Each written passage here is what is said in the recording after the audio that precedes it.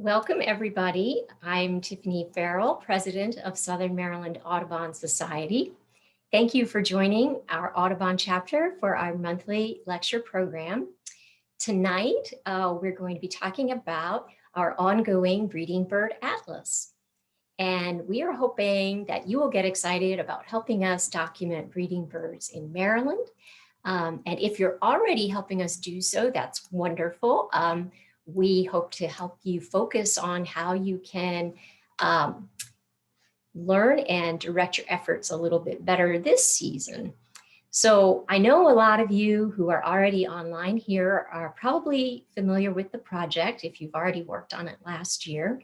But for those of you who are new, the Breeding Bird Atlas is actually the third Breeding Bird Atlas for the state of Maryland. And this season, 2021, is the second of 5 years.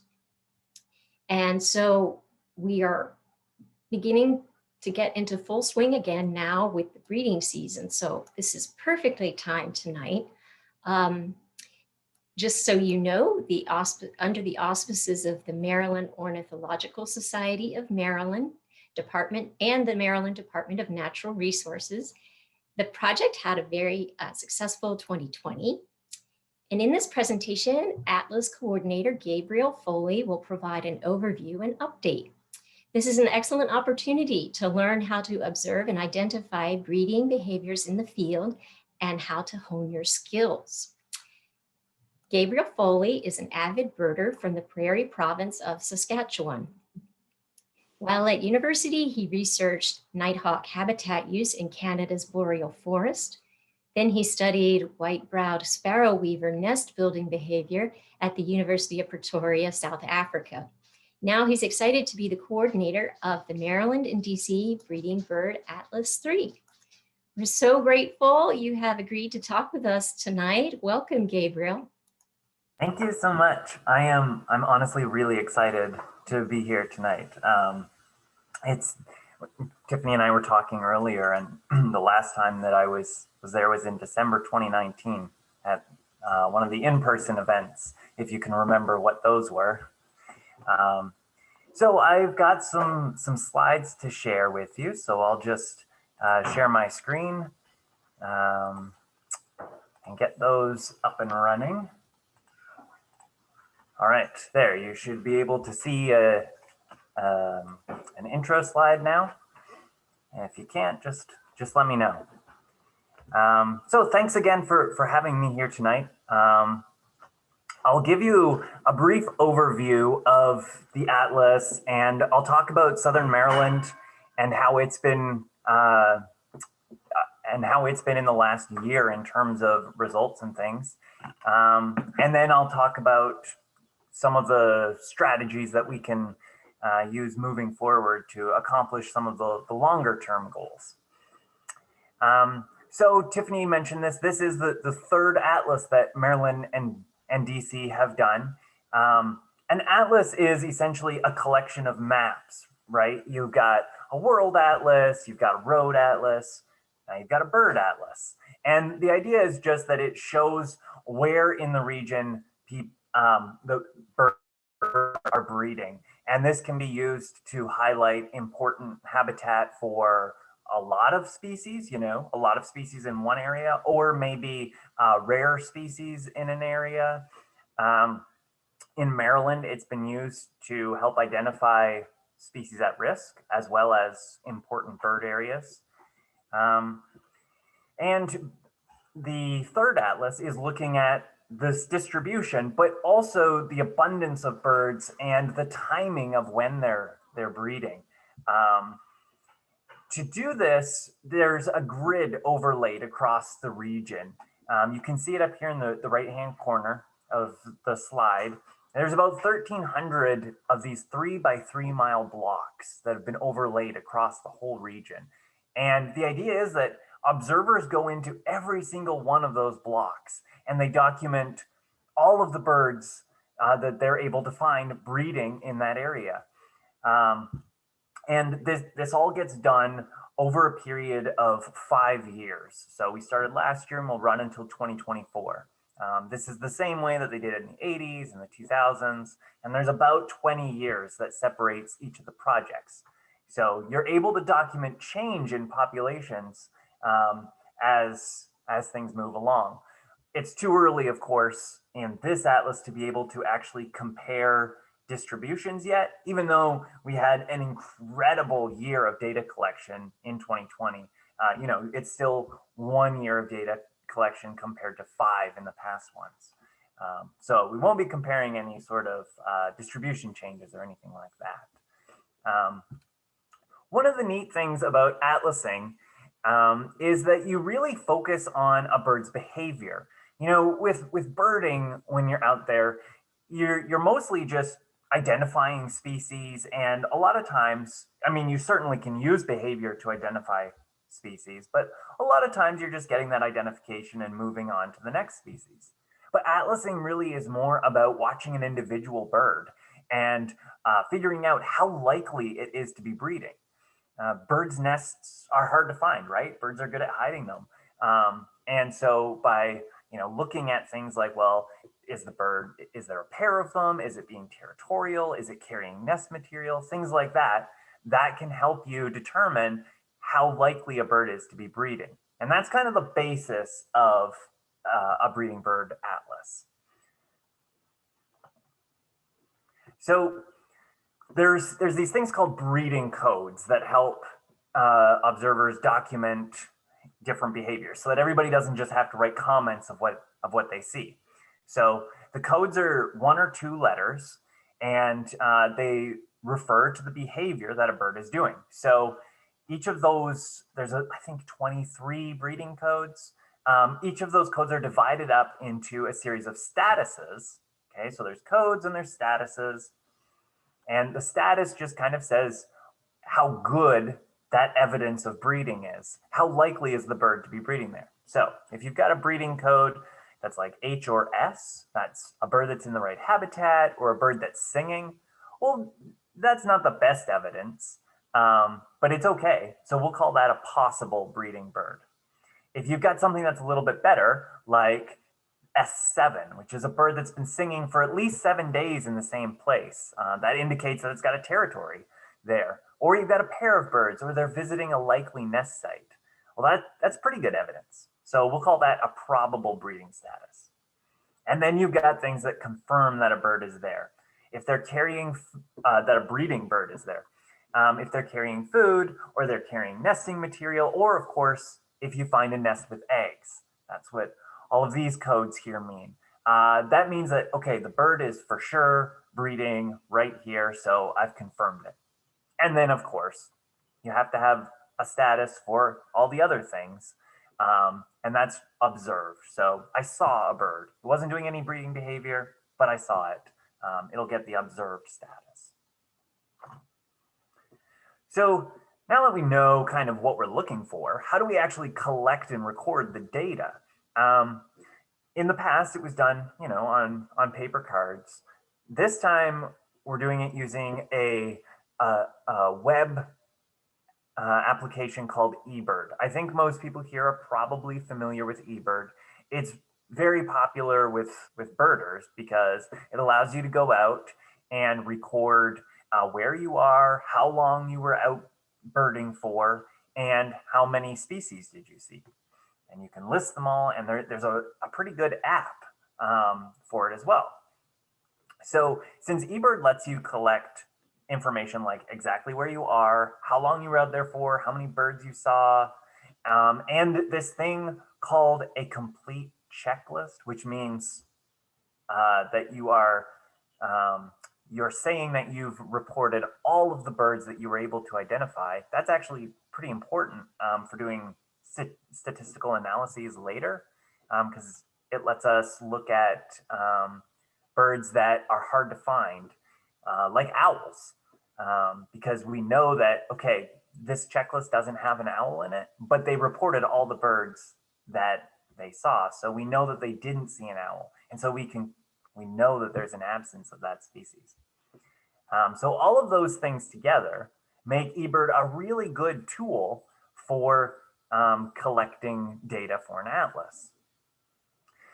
One of the things that can be a little hard to remember, but is pretty important, is this idea of block boundaries. So I mentioned this earlier. We've got this grid of 1,300 blocks overlaying the region. Observers go into all of them and find breeding birds. Well, if you want to go into a block and report all the birds that you can find in that block, well, it makes sense that you want those observations to be from that block and not a neighboring block. So you can't cross block boundaries while you're still keeping the same checklist, right? If you have a checklist, you want it to be from that block. And so how do you actually keep track of these invisible block boundaries while you're out? If you use the app, you can do that just by tapping the elapsed time or distance on your checklist. I won't go into how to use eBird or the app too much. We do have some resources on the website about that, but this one is pretty easy to overlook. So if you're using the app and you're out atlasing and you want to know where a block boundary is, you can just tap that and it'll show your location and where the block boundaries are. The final thing about using eBird is that when you submit a checklist, it's independent of all the other checklists that have been submitted. And so this means that you can report the same bird multiple times, and from a statistical standpoint, that's okay. And so that allows us to look at the timing of things and when birds are actually breeding in an area. Before I go too much further, I'm going to be talking about 3 counties, Charles, St. Mary's, and Calvert County. And each of those counties has 2 county coordinators. County coordinators do a massive amount of work. They're kind of like the boots on the ground. I'm just the guy who sits behind the computer. County coordinators are fabulous. And I know that there's a few on this talk. If any of you have anything to add, please feel free to do that. You can also reach your county coordinators if you have questions or things, just by sending an email that is the county name at mdbirds.org. You can find all of that on the website. All the addresses are listed there. So I'm going to show some results tonight, but I do want to say exactly what those results are and what they're not. So these are all preliminary. Everything is from an eBird checklist that has been submitted to what's called the Atlas portal. The portal is a really confusing thing about the project because you can go birding and you can submit a checklist to eBird, and that doesn't necessarily mean that it's going to be included in the Atlas project. To get it included in the Atlas project, it has to go through this thing called the portal.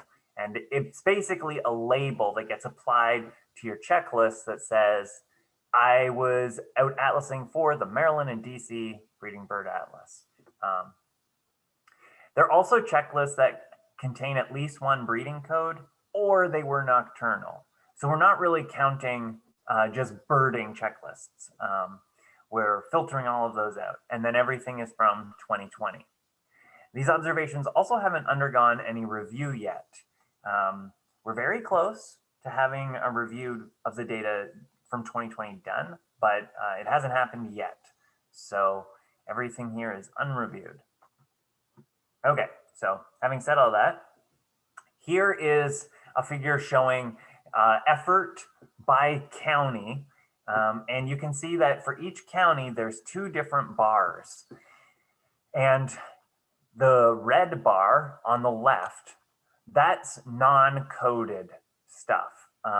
So those are checklists without breeding codes on them.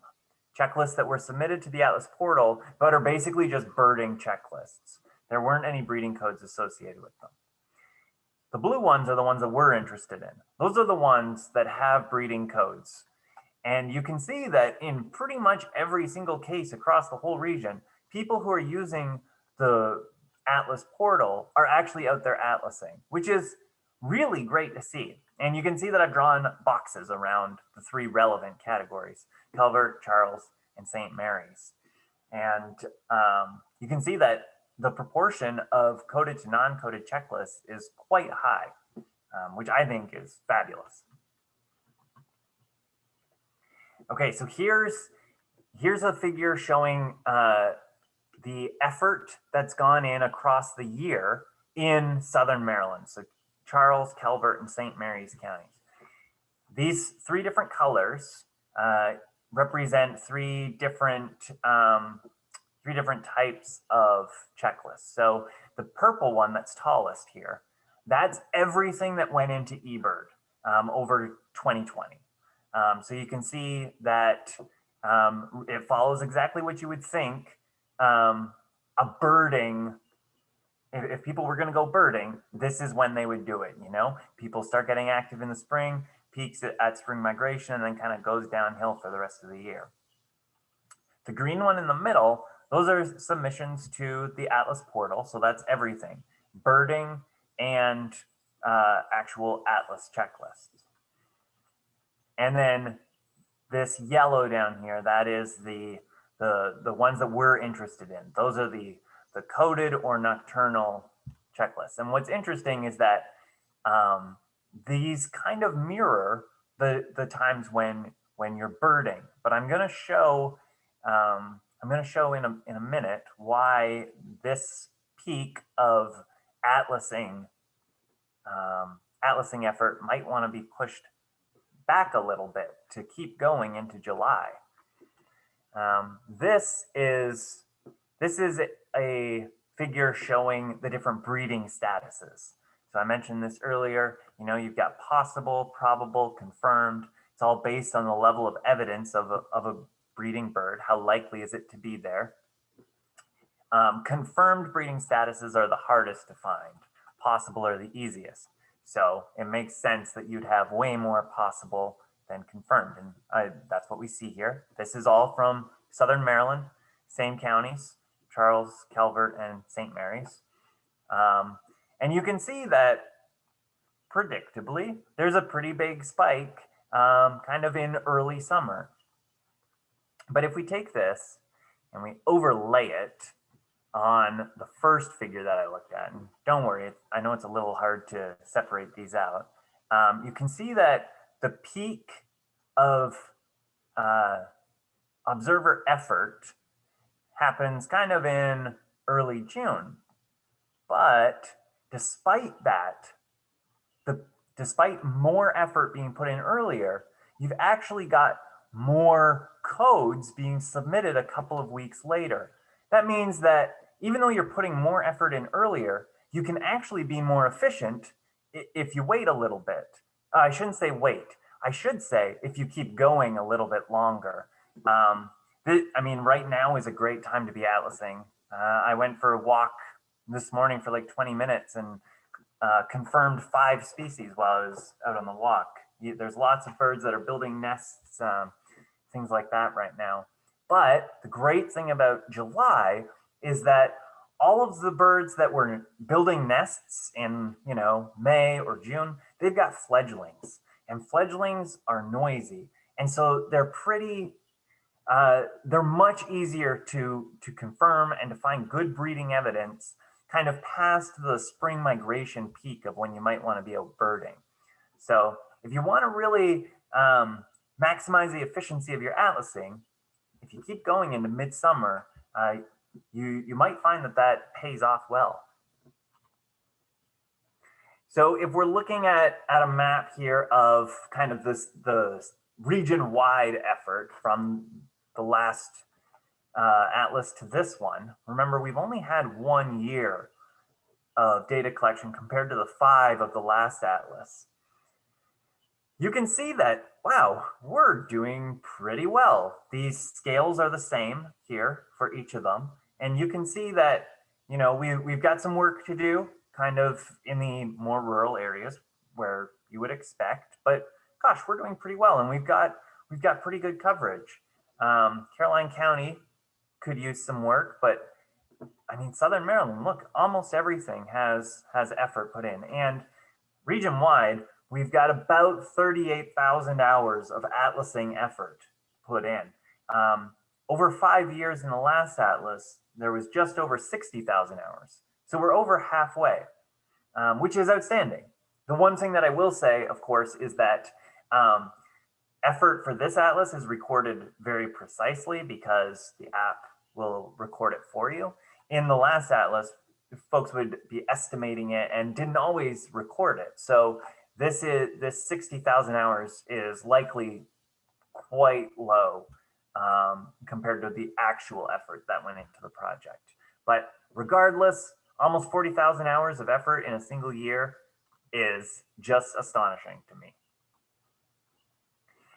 So I just zoomed in here on Southern Maryland, and I changed the scale a little bit so that it's easier to see where blocks have hit this 20 hours of effort. And the reason why that's kind of important is because 20 hours is one of the block targets that we're looking for.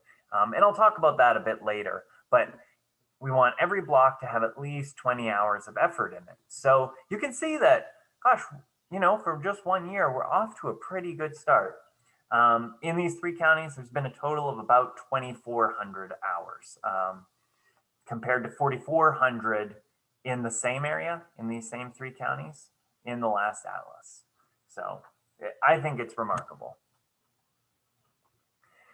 So species richness, it's kind of the same idea as what I had just shown you, except that instead of the number of hours of effort in each block, you've got the number of species. And so the brighter the color, the more species there are. Now, I will point out that these 2 scales are not the same.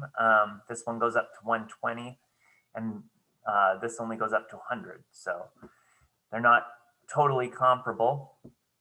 But you can see that in general, in the last atlas, the species richness across the whole region was pretty well distributed, especially when you think about, you know, if we go back here and look, you know, how much the effort was concentrated in a few locations. You can see that there's a bit of a spike out here in Western Maryland. Well, there's a lot of breeding species out there. And you can see that here in Central Maryland, there's also kind of, the colors are a little bit brighter. And that is largely a result of just that increased effort. But in general, the colors are pretty uniform across the region. You can see that in this atlas, we've got some places that have a lot of species and a lot of places that don't have many. And so as we move forward in the next 4 years, our goal will be to try and fill in those spots so that it looks more uniform like the last atlas map and less patchy like this one. But that does not mean that this isn't a stellar result. This is absolutely fabulous, in my opinion. So if we just zoom in a little bit on Southern Maryland, you can see that we're looking at the same scale with these maps. You can see that the species richness is pretty high so far relative to this region. Here in Calvert County, and then in some of the counties in St. Mary's, and up here in northwestern Charles County. And in the last atlas, you'll see that it was Calvert and St. Mary's that really kind of carried a lot of the species richness, and Charles, not quite as much. So here I've got 6 maps up on the screen. Each of these is a map for the species that's pictured below it from the last atlas.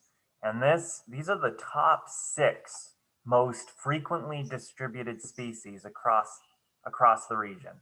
So across these 3 counties, these are the species that had the most blocks where they were either confirmed or they were probable.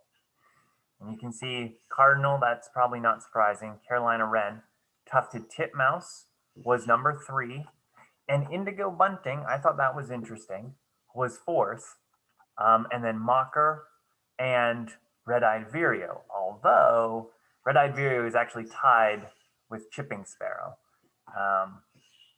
Now, if we then look at the same idea, but for last year, things get shaken up a little bit. You can see that cardinals, Carolina wrens, and mockingbirds, they're all still in the top 6 most frequently distributed. But this one was a big surprise to me. Eastern bluebird. I thought that was really cool that not only was it in the top 6, but it was, I actually had to go and make sure that this wasn't an error. It's not. Eastern bluebird is right now the most frequently confirmed or probable species in Southern Maryland, which I think is really cool. Now, Carolina chickadee, I don't know if you could say that it has replaced tufted titmouse, but it's very interesting that after 1 year, and the two are not comparable, but it is interesting that after 1 year, chickadees are in the top 6 and tufted titmice are not, compared to the last atlas when it was reversed. And then, of course, I know that this is a lot of people's favorite bird, the European starling, another cavity nester, so a bird that nests in holes. It also snuck into the top 6 where it was not last time. So I just thought that this was interesting. There's no real like takeaway message from this. I just thought it was neat. So one of the really exciting things that happened last year is that there was actually a new breeding species that was recorded for Maryland and DC, which doesn't happen very often. So the white ibis, it's kind of been thought that they nested in the region for a while because fledglings were often seen and adults were seen at like the right time of year, but it was never confirmed. And so last summer in early June, a nest with young was found in Somerset County. So that's really exciting. There were also 3 species that were recorded for the first time in a breeding bird atlas here, but they had been recorded nesting in recent years. So they weren't totally new breeders. They were just new to the atlas. And that includes Mississippi kite, which was actually in Calvert County, and then Merlin and sandhill cranes, which were out in Western Maryland. Okay, so if we want to look ahead to the coming, well, I guess it's not the coming year anymore. It is 2021. It's April, Gabriel. You should know this. It's been 4 months. If we're looking ahead to the breeding season of 2021, though, here are some things that we can focus on. So one of the things that I would really like to see more of is nocturnal effort. Going out and recording diurnal birds is obviously the way that you get, 98% of the species that are breeding in an area. But that last like 2% are the really tough ones to find because they tend to be cryptic. They tend to be vocal most at night. These are things like owls, nightjars, rails, that sort of thing. Best time to find them is at night. So that means that in every block, we need people to go out at night, which is challenging. So really focusing early on trying to get at least an hour of nocturnal effort in blocks is going to be huge. There's also a lot of resources available for atlasers, some of which will really improve your, not just your efficiency, but also your effectiveness at atlasing. If you were to go to this website here, which I can put in the chat when we're done, you'd find a link to a PDF that you can download. And that PDF has links to all of the other resources that the Atlas has produced. As soon as I make a new one, I update the PDF with a new link. That can be really handy because sometimes finding stuff on the website can be, a bit of a challenge. One of the most important things is a block species list. So this is a list. You can see I've got a screenshot of one down here in the bottom right. It's a list of all of the species that were found for a particular block in both the first atlas and the second atlas. And you can see the breeding status from each of those projects. The reason why this can be so useful is that you can compare it to what has been seen already in the block.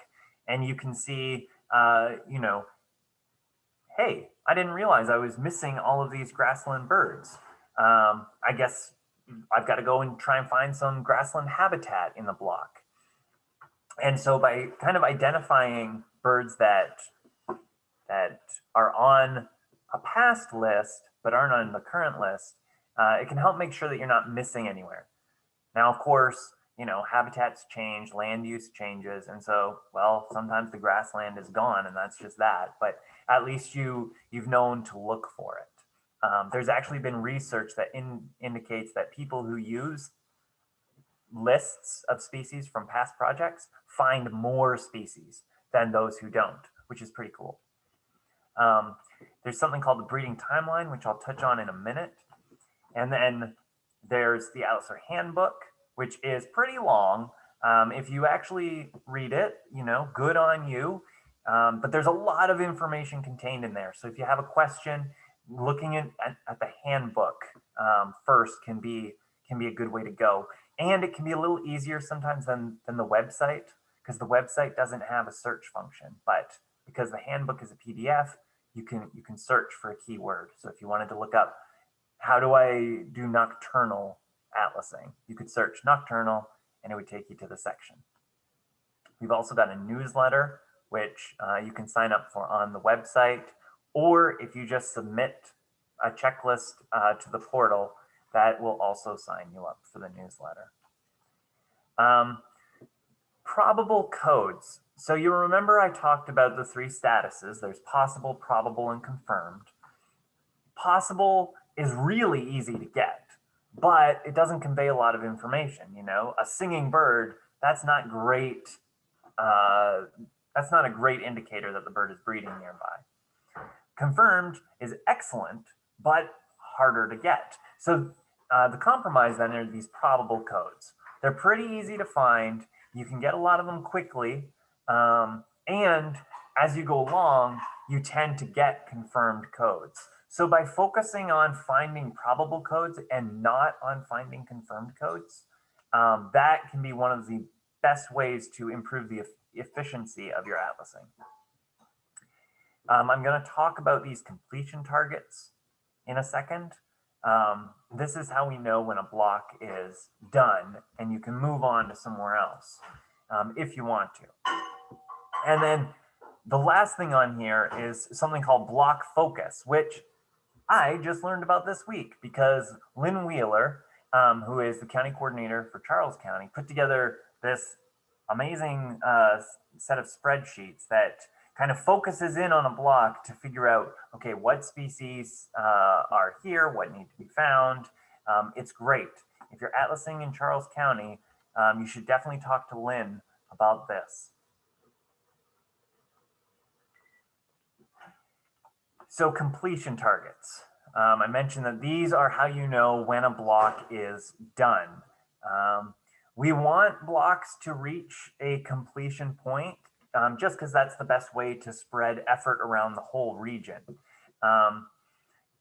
There's about 1,300 blocks, and right now there's about 1,000 atlasers. So if every atlaser took 1 or 2 blocks, we could probably cover without too much trouble. But of course, a lot of atlasers live in the same place, which is basically, you know, where I live in Montgomery County or, you know, maybe Baltimore or something. Once you know that, okay, this block has reached this number of species, it's had this much effort, and it has these kind of breeding codes, we can look at it and we can say, all right, you know, everything that is likely to be here has been found, so let's move our effort elsewhere. Now, if you don't want to, if you really like your block or you can't travel much, there's no problem with continuing on. Just because a block is completed doesn't mean that additional information isn't needed. You can atlas a place for as long as you want to. these completion targets are just a way to try and get the region-wide goals met. So every block we're looking for at least 70 species breeding, which sounds like a lot, and it is. But in the last atlas, there was actually an average of 75 species found in each block, which is pretty amazing. If it's an urban block or an agricultural block or something like that, we might drop the target down to 40. But in general, most of the blocks, 70 species. And I talked about 20 hours of effort. And the reason why we picked 20 hours is because after you've spent 20 hours in an area looking for birds, you would have to spend another 20 or 30 hours to find 5% more species. So the return on your effort, it diminishes really quickly. So 20 hours of effort will get you almost everything that's in that block. We talked about the nocturnal effort. We're looking for an hour in every block. And then this proportion of breeding codes. The idea here is that we want to know that the 20 hours of effort, well, it wasn't just birding effort or something. It was actually atlasing effort. And so we want to see at least a quarter of codes be confirmed codes, and no more than a quarter be possible codes. The last thing is the hardest thing, and that's making sure that all the habitats in the block got covered and all of the appropriate breeding seasons were covered. And that's where the county coordinators come in, and they really help to make sure that happened in the block. So I mentioned the breeding timeline a couple slides ago. This is kind of what it looks like here. The breeding timeline is a supplement to what are called safe dates. So safe dates are when their dates, they typically start in the spring and end in late summer. And they're dates when the species in Maryland is not migrating anymore. So if you see a bird within its safe dates, it's safe to assume that the bird is probably breeding. And that's when we can use really weak codes like habitat, a bird that's in the right habitat for breeding. And if it's within the safe dates, well, then, you can use that code. Outside of the safe dates, you want to have stronger evidence. Now, what can be tricky is that birds often start breeding before their safe dates. Bluebirds are actually a really good example of this. They start really early, but there's other bluebirds from further south that are migrating through. So you can't just see a bluebird and think, well, it's in the right habitat, it's probably breeding. It might be migrating, it might be breeding. So you want to find better breeding behavior, but it's kind of useful to know what species that overlap might have that overlap. And so that's the idea behind this breeding timeline here. This nesting bar, the dark green dotted line, that's the egg dates that have been recorded for each species of birds in Maryland. So the egg date is just when was an egg for this species recorded the earliest. There was, a nest found in late February for woodcock. So the breeding timeline will start in late February for woodcock. And then to get to the end of it, we took the late egg date and added the incubation and the fledging time to it. So that's kind of the species' rough breeding season. The light green lines, the solid lines, that's the safe dates. So you can see that that's when birds are migrating or dispersing for each species. And you can see that sometimes, that window is really short. And sometimes the overlap is really long. This kind of can help give you an indication as well that, Willet might only have a few weeks of safe dates, but, you can probably find breeding evidence throughout the summer. You can get the breeding timeline online or through that PDF that I had mentioned earlier that has the links to everything. So checklists. This is a checklist is just a list of species that you upload to eBird. There's a couple of ways that you can really make them better for the Atlas. The first thing, and I talked about this a bit earlier, is making sure that they're complete checklists. And so that just means recording everything that you were able to identify when you go out. People often ask me, well, is it okay if I submit a checklist that is not complete? And the answer is, of course it is. There's no problem at all with that. It's just that complete checklists are more valuable. So you can do whatever works best for you. These are just tips on how to, to maximize the effectiveness of what you're doing. If you use a precise location, that's also more useful. Being as precise as possible with where you are can help out a lot. In the past, it used to just be at the block level. So you would just say, oh, well, I found these species breeding in the block Kensington Southwest. It's not like that anymore. We want a location that's more precise, and that'll help with lining things up with habitat or land use changes, that sort of thing. If you use the app, you don't have to worry about this much at all. The app pretty much does it for you.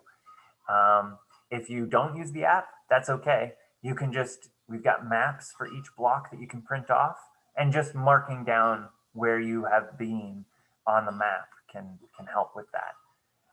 And then when you upload your observations to the computer, you've got a map there showing where you were. The other thing is to keep your distances short on the checklist. You can walk for as long as you want and record birds, but shorter checklists, we say under 3 miles, those contain more useful information, because we know that the species that you saw were probably part of the same community of birds, not a whole bunch over a wide area. The final thing that I'll say is just a plug for the newsletter. I think it has some pretty useful information in it. We try and spotlight a species every month and really try to focus in on the breeding behavior and try to summarize, okay, these are all the things that are useful if you're out atlasing and trying to find it breeding. And these are things that might be pitfalls or things to look out for. There's also, tips and tricks about how to improve your atlasing and stories from atlasers who are out in the field. I enjoy it.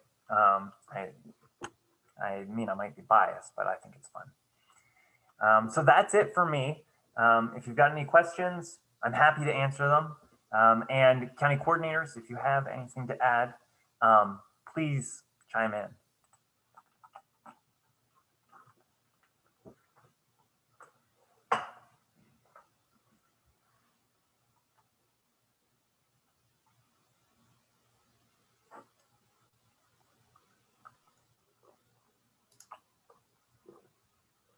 Okay, everybody, it's Tiffany again. And if you'd like to ask a question verbally, please feel free to unmute your mic.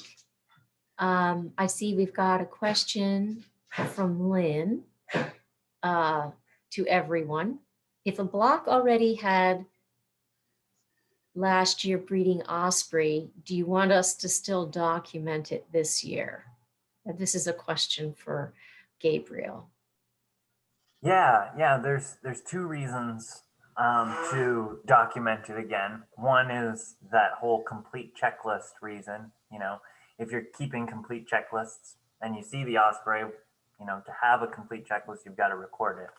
But the other reason is just, to be able to have a bigger data set to look at the timing of when things are coming in.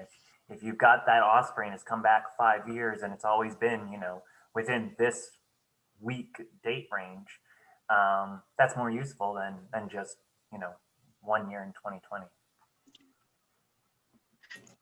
What I was wondering if we monitored that, as far as a change in date from year to year. Okay.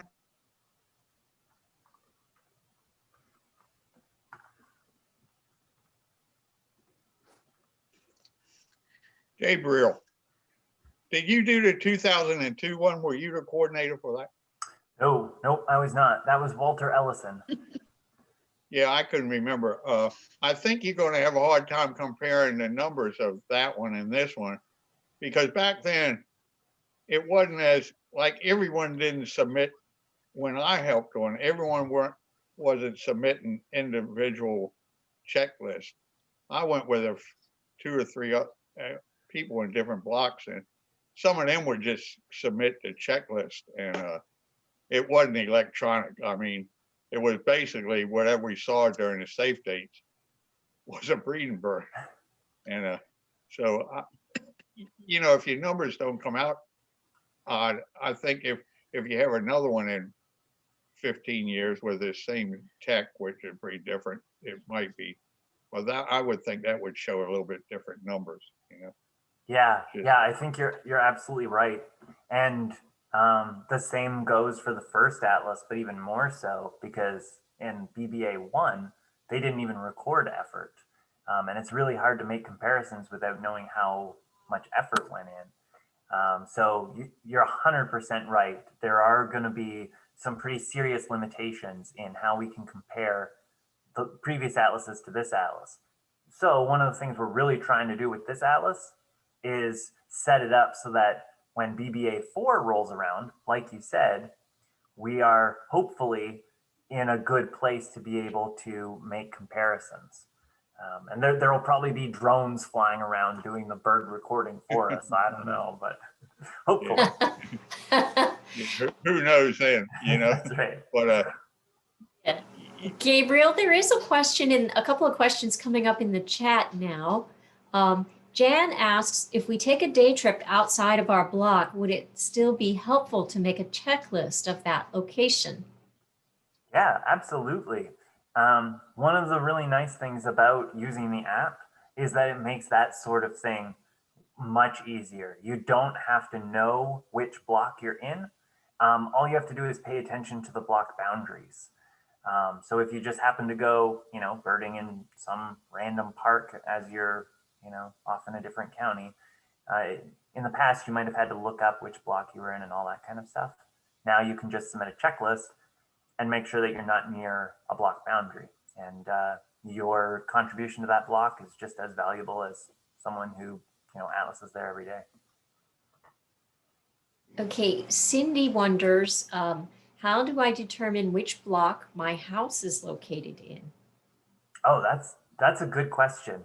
So the easiest way to do it would just be to make an eBird checklist from your house, and it'll show you the location right there. If you wanted to actually look, there's two different ways that you could do it.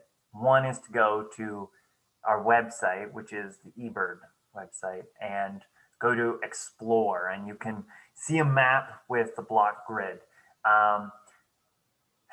There's some limitations with being able to use that to look up things like an address. I think if you type in an address, it actually works okay, and it'll zoom in, but it's not perfect. And it can be hard to find the name of the block. That's the worst thing.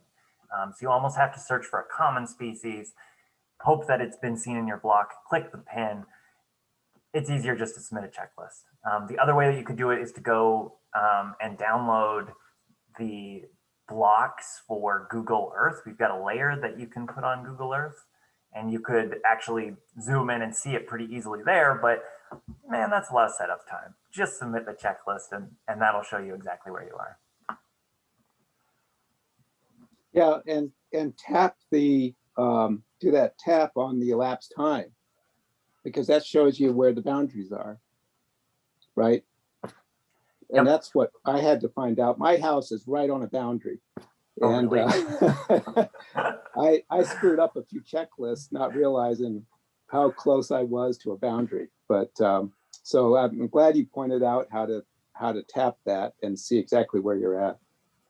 I think that's the worst thing about the change from paper forms to eBird. It's so easy to submit checklists. You never think about blocks. In the past, you literally had a checklist for your block. So you were always thinking about your block.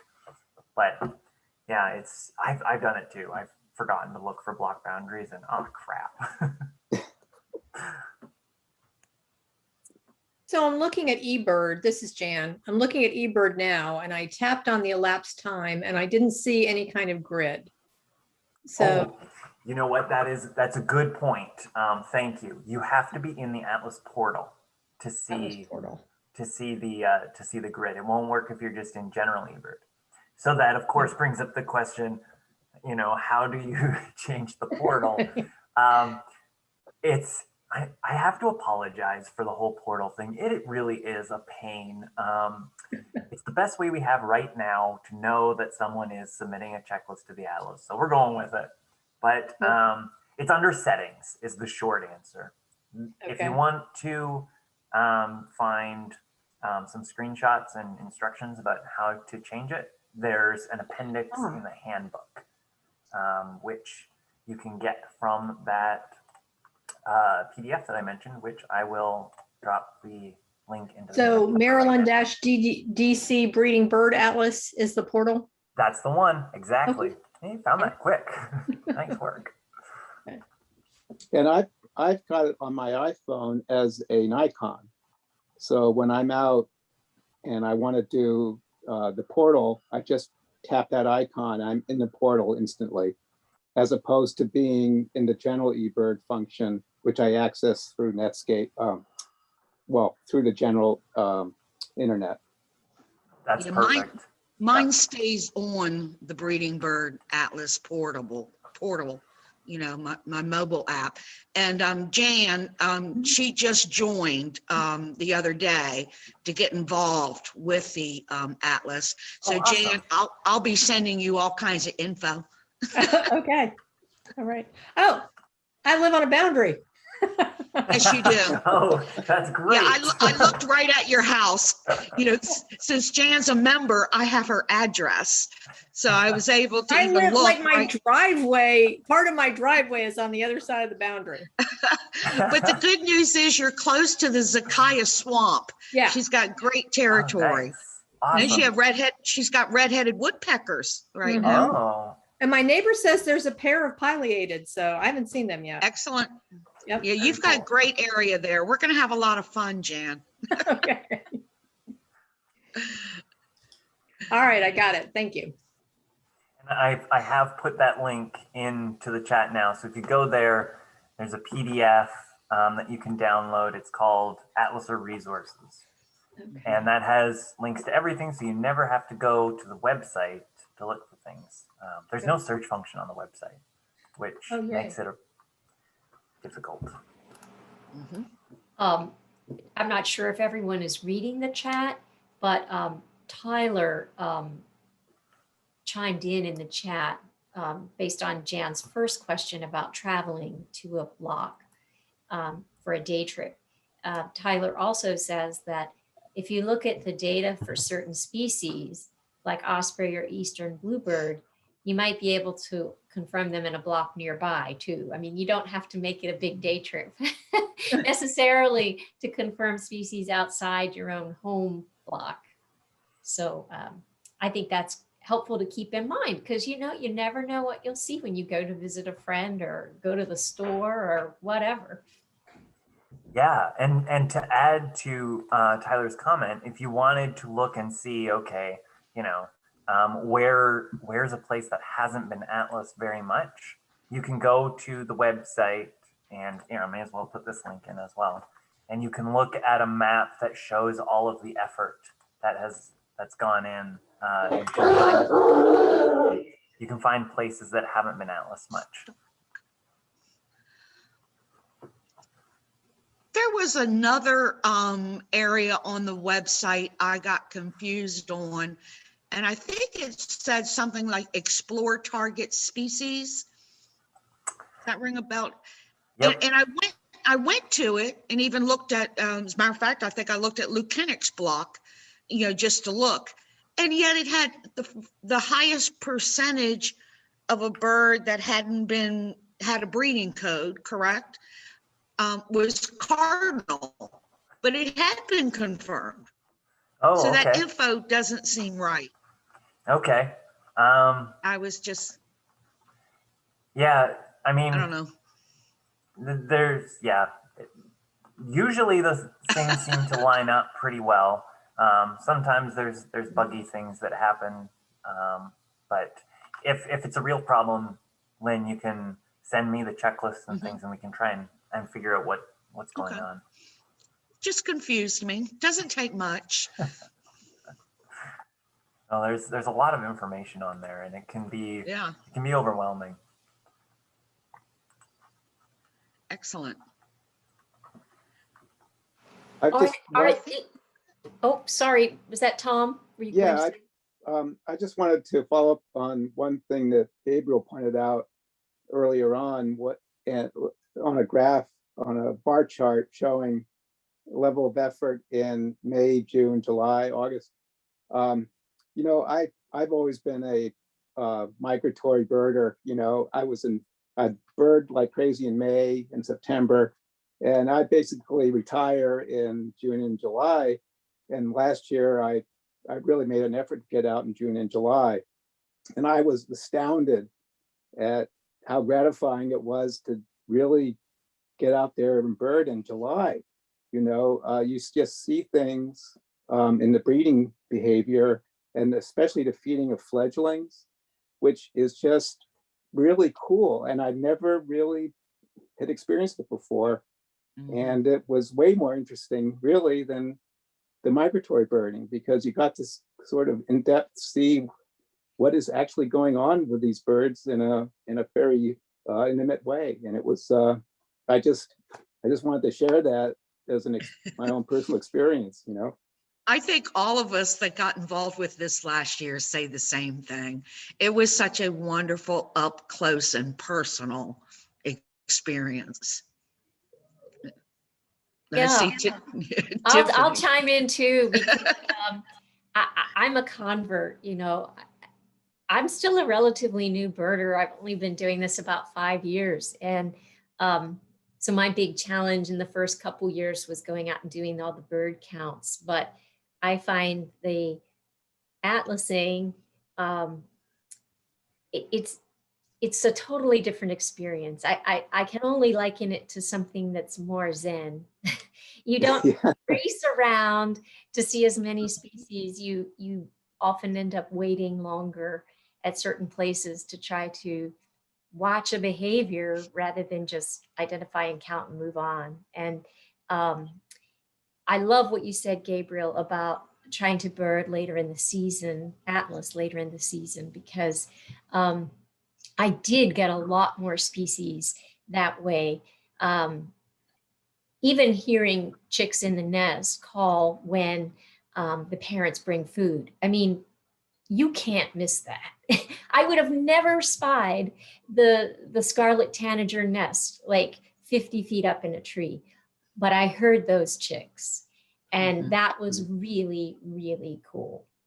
And seeing just like Tom was saying, seeing the fledglings, and they're just so adorable. They usually have the very stubby tail feathers, and they look a little scraggly and funny, you know, the little, I'm thinking of all the cardinals I saw, and oh my gosh, I don't know how many broods of Carolina wren I had, but you know, they're just delightful. You can watch the parents teach them how to forage, and it's awesome. It's really, really neat.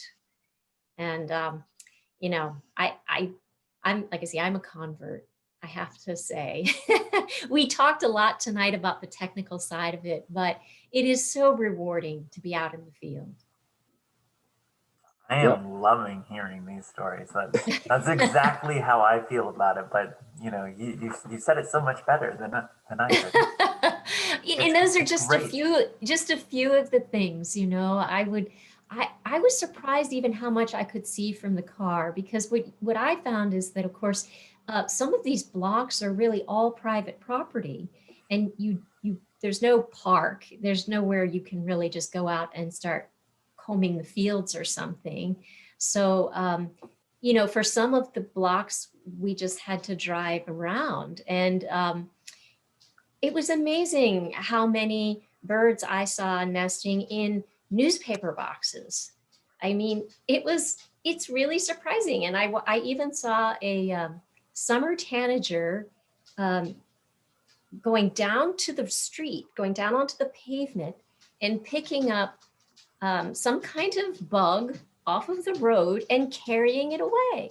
So it was just, it would be very surprising, I think, to a lot of people how much activity you see. I saw little tree swallows, baby tree swallows in a newspaper box, and bluebirds, of course. Yeah, we had bluebirds in a newspaper box, a couple houses down the street. I think in my block, possibly in the next block.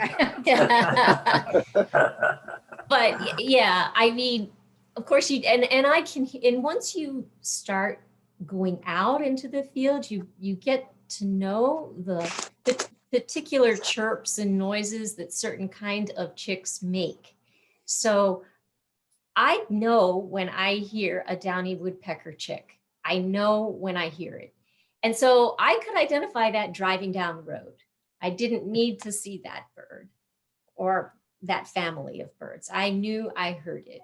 So there are ways of getting around the limitations of private property and stuff too, if you don't know someone that you can ask to go bird on their farm or something. That's amazing. If I may ask Gabriel, so for me, one of the biggest challenges is some of these, let's take warblers, hooded, Kentuckies, whatever. I find it almost impossible to identify breeding behavior. I don't know if I'm missing something.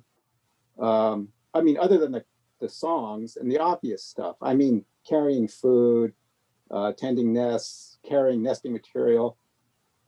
I guess it just boils down to just being really patient and just watching intently and spending hours and hours in the field.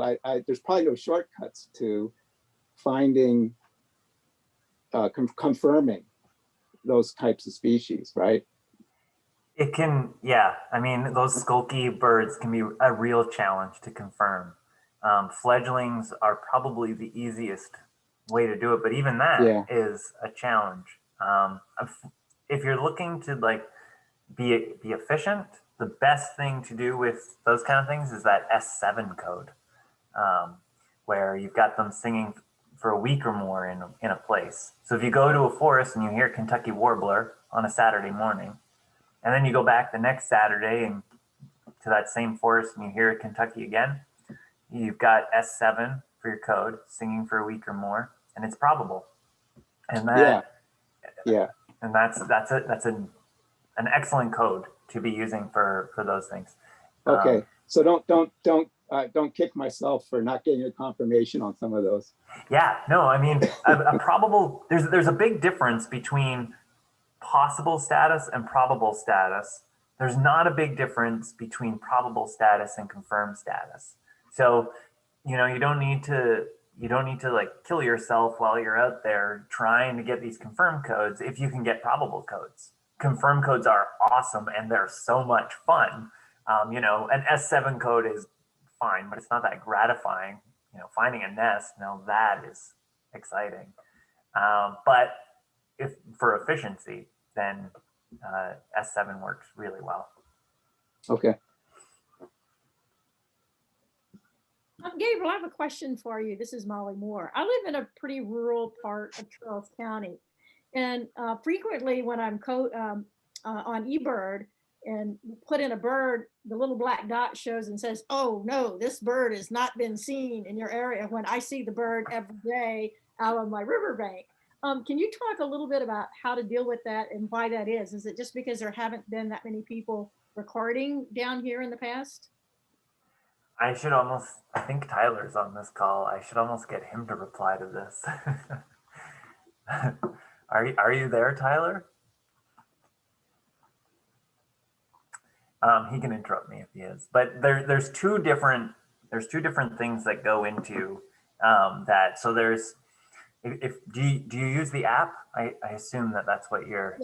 Yeah. So when you use the app, you might see a little red or an orange circle next to a species. Those are generated based on the number of checklists that have been submitted for your area. So it's often a 20 by 20 kilometer area. And so if there's just not much coverage for an area, then it's more likely that species are going to have that red dot next to them, even if they are, expected. The other thing that can happen is you can see a bird and get that orange R that shows up and forces you to make comments. Those are set in place manually by people like Tyler as a reviewer of eBird. And the idea is with those that, the app is really easy to make a mistake as you're entering data because, one species is really close to the other, you might accidentally hit it. And having these rarity filters helps to make sure that, it gets brought to your attention. You're like, oh, I didn't mean to enter lilac-breasted roller, of course not, or whatever. Those are set at a county level, and so they can't be more specific than that. So sometimes you get a species that's always in this one area of the county and it's known to be there, but it's flagged for rarity because it's nowhere else. The other thing that can happen is, these filters change over the course of the year. And so if you're near the time when a bird begins to migrate, the rarity filter might be set very low, and you might just find an early one. And that's totally normal. I mean, birds don't all of a sudden show up on April 1st. If you got them March 31st, the filter may not line up with what you see. The best thing to do is just to enter comments and just, explain that, yep, this is what I saw, and here's why this is what I saw. And it just lets the eBird reviewers know that it wasn't a mistake or something like that. Great. I had that happen to me today, Gabriel. Oh, Actually, really? I heard my first of year northern parula. Ah, And- exciting.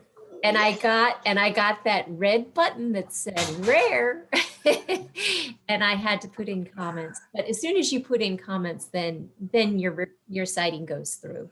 So Yep. it's no big deal. So I'm back on. So as an eBird reviewer, what we're looking for is some sort of comments, details that say why whatever bird it is that you saw is what it was, not heard well, seen well, looks like in the book. Something more like, I heard it singing, it sounds like blah, blah, or some sort of field notes. They don't have to be tremendously detailed, or something like, this bird is a little early, very familiar with them, something like that. A lot of times it could be a quantity that's the reason it got flagged. That probably wouldn't relate to the little color circles on your app though. But the way that eBird works is there's a filter for every species in each county, and there's a number associated with it. And if it's a 0, like let's say Barrow's Goldeneye, there was one in St. Mary's this winter. That is 0 every day of the year. So if you ever find one, then it automatically gets flagged and goes to a reviewer. Tiffany's Parula is a little early, so the filter is still 0, so it'll get flagged, but it's not that rare. Yesterday we had a hummingbird, and it was still 0. So I happened to get a terrible picture with my cell phone, and I just linked it to the checklist, and some other reviewer validated it. So it's just a little bit of details really help the reviewers. And since we're talking about comments, comments are useful for atlasing as well. If you see some sort of behavior that is really interesting, basically, if you see something that makes you think, oh, wow, that's cool, then you should think about putting it into the comments.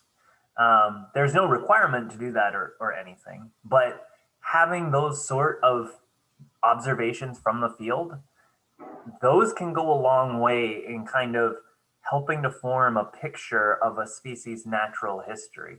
And there's a surprising amount of stuff that's unknown about even pretty common species.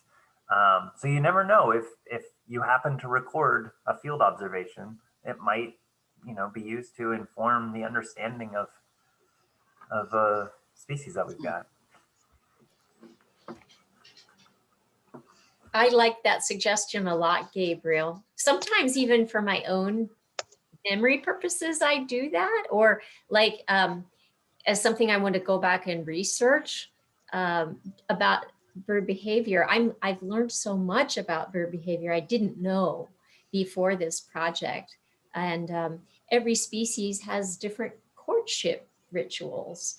And,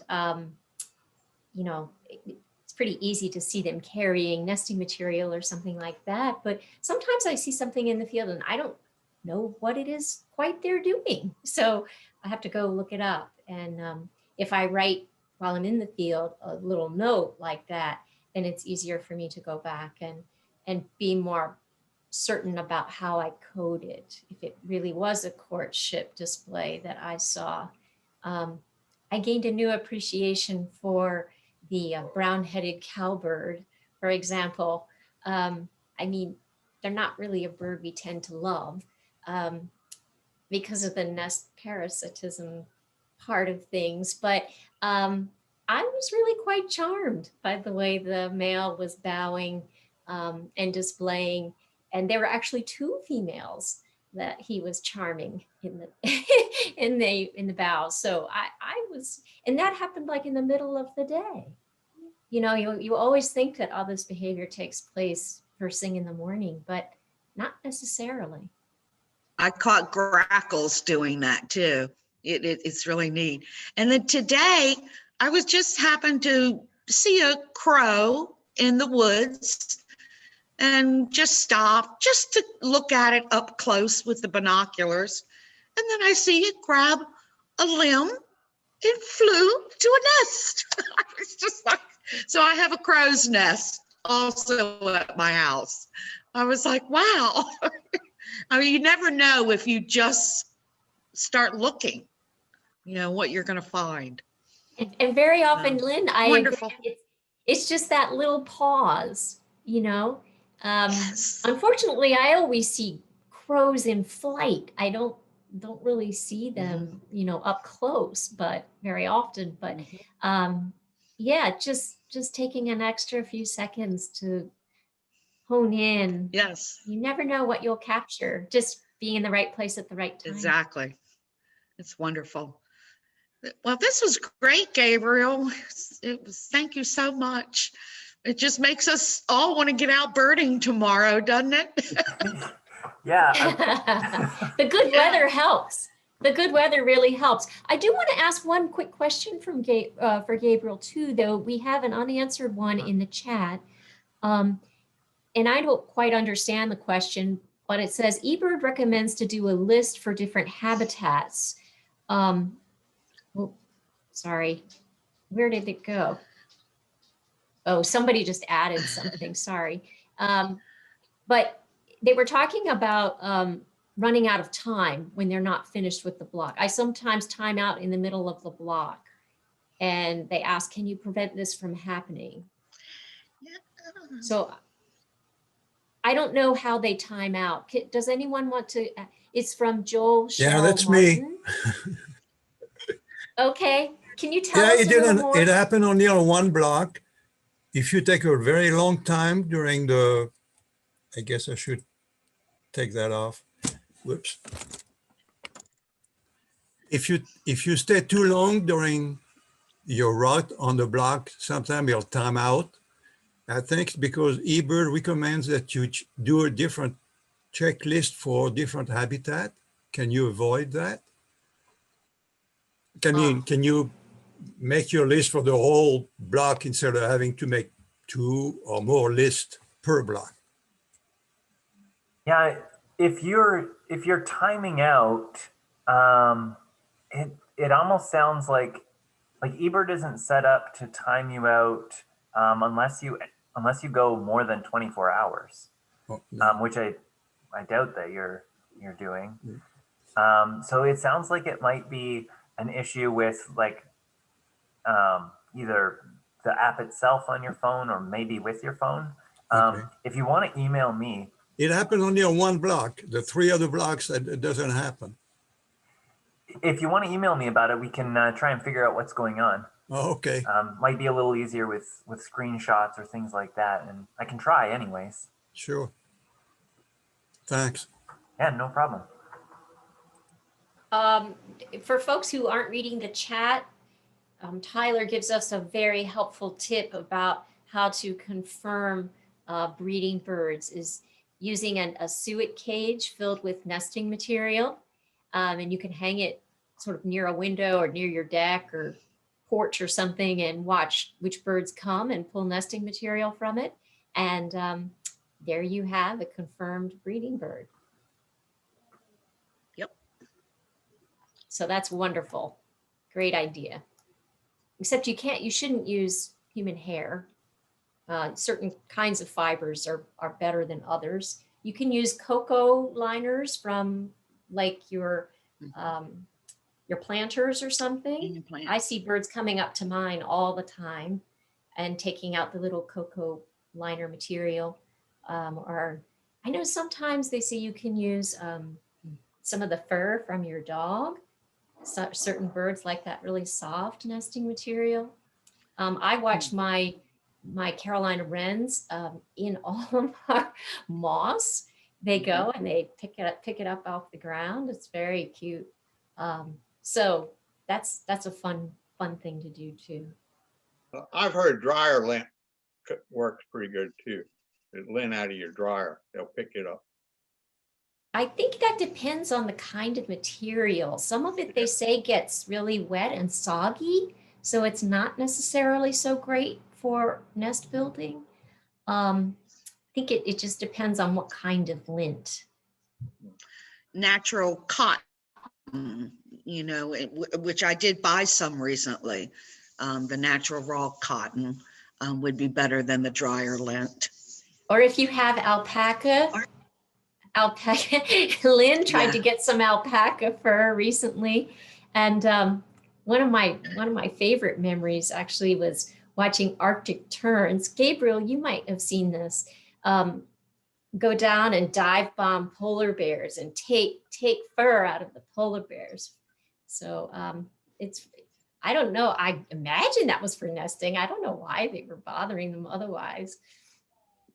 But have you seen that? I haven't seen Arctic terns dive bombing polar bears. That is pretty cool. I know that Arctic terns are super aggressive around defending their colonies, and there are other species the density of other species is higher close to a tern colony because they just piggyback on that defense of the terns. It's higher close to the colony than elsewhere, which is kind of cool. Oh, Jan, thank you. She posted a great link about what nesting materials are safe for birds. Awesome. Okay. Oh, and that's great. So I think we've kept Gabriel for a very long time tonight. Thank you so much for all this wonderful information. My pleasure, really. So informative for us, and I'm so grateful. Thank you for taking time to speak with us. Absolutely. Thanks for having me. Thanks everyone for coming. I hope you'll join us next month. We have the native plant speaker, and some of us are actually growing native plants, so we might talk about how to do that too. So take care, everybody. Stay safe. Bye. Bye. Bye-bye. Thank you, guys.